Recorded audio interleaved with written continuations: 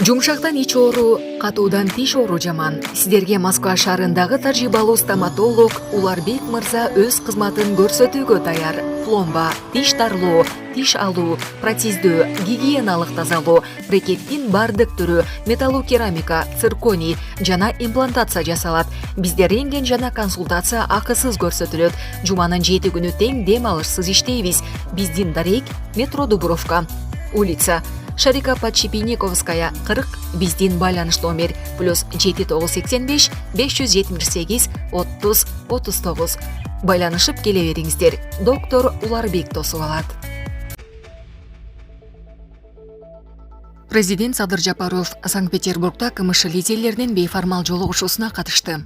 Кыргыз Республикасынын президенти Садыр Жапаров бүгүн 26 декабрда Санкт-Петербург шаарында көз карандысыз мамлекеттер шериктештигинин өлкө лидерлеринин бейформал жолугушуусуна катышты.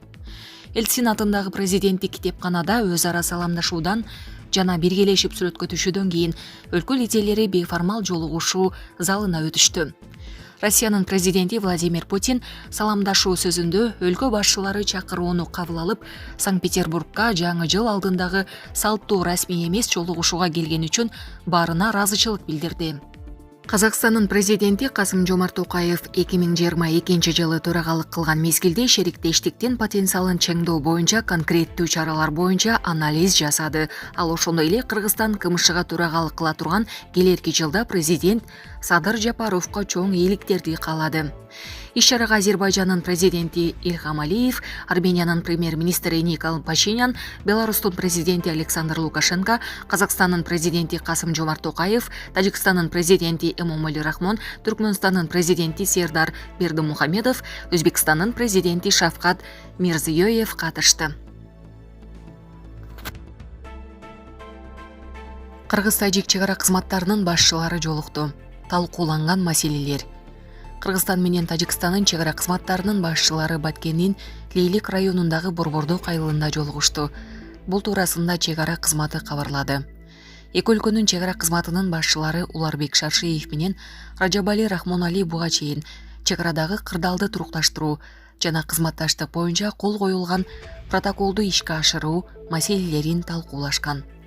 Тараптар коопсуздукту жана ишенимди бекемдөө, Кыргыз-тажик чегарасында тынчтык менен туруктуулукту сактоо, Борбор Азия регионунда бейпилдикти орнотууга зор салым кошот деген бирдиктүү пикирге келишти деп айтылат маалыматта. Сүйлөшүүнүн жыйынтыгында төмөнкүлөргө макулдашкан. 2023 жылы биргелешкен жумушчу комиссиянын ишин улантуу. Прокуратура органдарына эки өлкө жарандарынын каракталган мүлктөрүн кайтаруу иштерин тездетүүгө өтүнүч жиберүү. Чегарада чагымдарга жол бербөө. Жолугушууга президенттин Баткен облусундагы өкүлү Абдикарим Алимбаев жана Сооди облусунун башчысы Раджабой Ахмодзода дагы катышкан. Булак Спутник KG. Ачкачылык кармап жаткан Рита Карасартова камакта калтырылды. Бишкек шаардык соту бүгүн 26 декабрда Кемпир-Абад маселесине байланыштуу кармалган активист Рита Карасартованы камакта калтырды. 1-май райондук соту аны 20 февралга чейин камакка алган. Шаардык сот бүгүн ошол чечимди күчүндө калтырган чечим чыгарды. Камактагылардын көбү ачкачылык кармап жатышат. Алардын арасында Рита Карасартова да бар. Кемпир-Абад боюнча кармалгандардын бөгөт чарасын Бишкек шаардык соту бүгүн карай баштады. Жалал-Абад облусунун мурдагы жетекчиси Бек Торасанов, Жогорку кеңештин мурдагы депутаттары Равшан Жээнбеков, активист Акылбек Айтбаев, Марат Баязов, Эрлан Бекчоро уулу боюнча да ушундай эле чечим чыкты.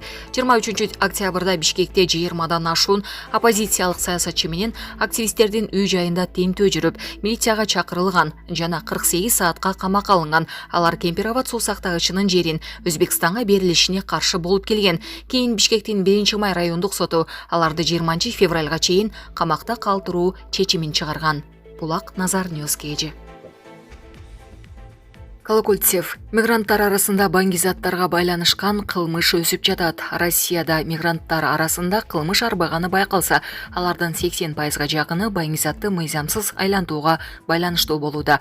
Бул туурасында РФтин Ички иштер министрлигинин башчысы Владимир Колокольцев билдирген. Бул туурасында РИА Новости жазды. Биздин алдыбызда көп иштер турат. Бери дегенде эле Россия Федерациясына келген чет элдик жарандардын арасында кылмыштуулуктун көбөйүшү тууралуу маселени алсак, криминалдык иштердин өскөнүн белгилемекчибиз. Алардын ичинен 80% баңгизатты мыйзамсыз айлантууга байланыштуу болууда.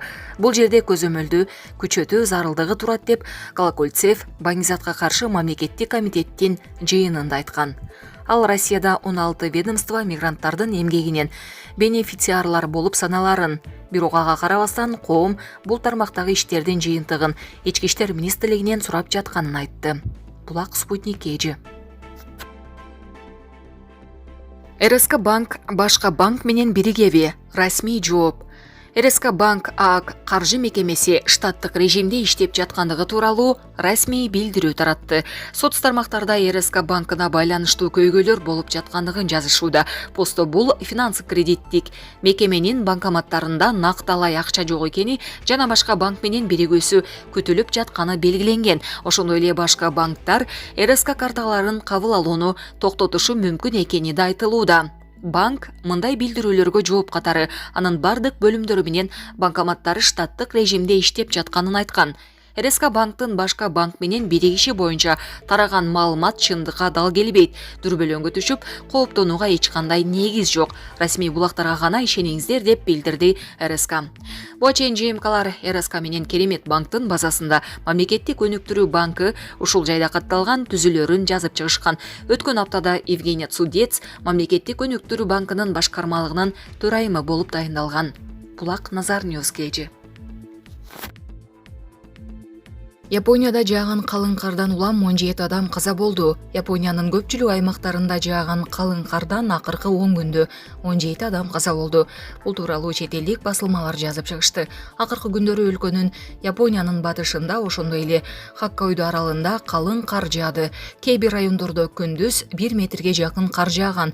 Электр чубалгылары кардан улам миңдеген үйлөрдө электр жарыгы өчтү. Мындан улам көптөгөн адам жабыркап, каза болгондордун саны 17ге жетти.